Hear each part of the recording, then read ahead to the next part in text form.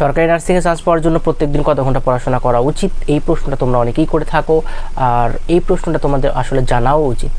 তবে নির্দিষ্ট করে বলা যাবে না যে তুমি কত ঘন্টা পড়াশোনা করলে সরকারি নার্সিংয়ে চান্স পাবে, কারণ আমি যদি নির্দিষ্ট করে বলি যে তুমি 3 ঘন্টা পড়ো তাহলে তুমি চান্স পাবে, কিন্তু দেখা যাচ্ছে যে একটা টপিক একটা স্টুডেন্ট শেষ করে 2 ঘন্টায়, ঠিক সেম টপিকটাই অন্য আরেকজন স্টুডেন্টের শেষ করতে লাগে 4 ঘন্টা।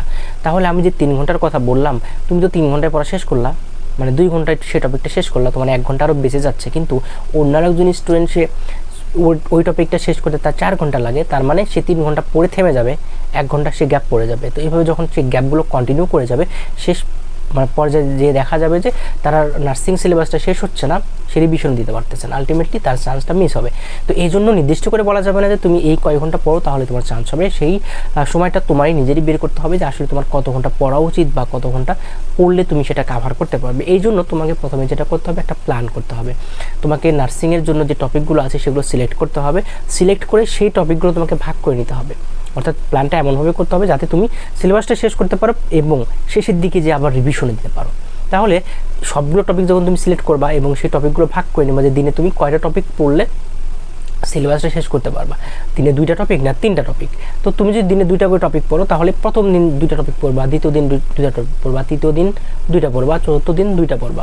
তো এইভাবে তুমি পড়ে পড়ে সিলেবাসটা শেষ করে ফেলবা। এখন 2টা টপিক পড়তে তোমার যত সময় লাগুক, সেটা 1 ঘন্টায় লাগুক বা 5 ঘন্টায় লাগুক বা 6 ঘন্টা লাগুক, তোমার কাজ হচ্ছে এই 2টা টপিক সারা যাবে না, আমাকে যে কোনো মূল্যে এই 2টা টপিক আজকের দিনের মধ্যে শেষ করতে হবে। পরবর্তীতে কালকে যে 2টা টপিক আছে সেই 2টা আমার কালকের মধ্যে শেষ করতে হবে। কোনো দিনের পড়া কোনো দিন জমানো যাবে না। তো তুমি যদি এইভাবে পড়ো তাহলেই তোমার চান্সটা নিশ্চিত হবে, এবং তাহলে তুমি বুঝতে পারো আসলে তোমার কত ঘন্টা পড়া উচিত।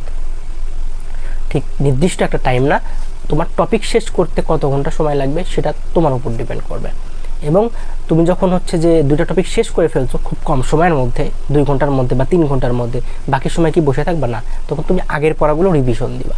তো এইভাবেই তুমি যখন প্রস্তুতি নিবা তখন তোমার প্রস্তুতি একদমই গোছানো হবে এবং প্ল্যান মাফিক হবে এবং শেষে যেয়ে তুমি এগুলো আবার রিভিশনও দিতে পারবে।